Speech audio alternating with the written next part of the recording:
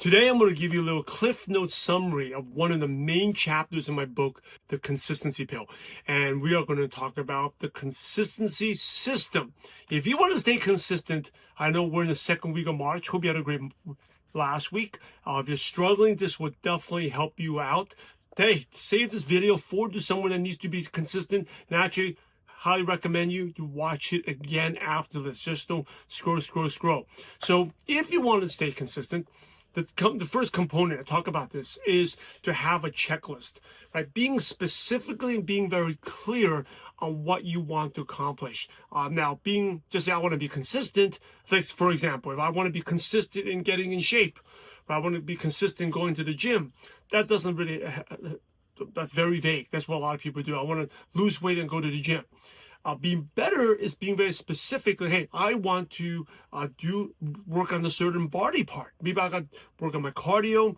Maybe for me, this is actually right now, I've learned that I need to increase my zone 4, zone 5 heart rate. I mean, getting my heartbeat to 155, 180, spending more time there. Being very specific on that and then tracking it, right? And that's actually another one of the components you have to track.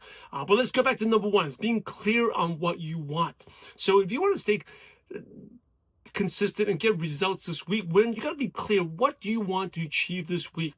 That doesn't need to be a lot, but needs to be specific and smaller activities. And these smaller activities will compound and build a bigger things. Like, for example, I had a great weekend. Hope you had an awesome weekend. I had a great baseball weekend. And one of the things my boys, we stay consistent on is we always practice baseball, but specifically not just practicing baseball, but hitting a ball off the tee. That we're doing at least 10 swings. If not, we're on a vacation, then maybe in front of a mirror, something to work on the swing mechanics instead of, like, we don't need to go all out, but just 5 minutes of that.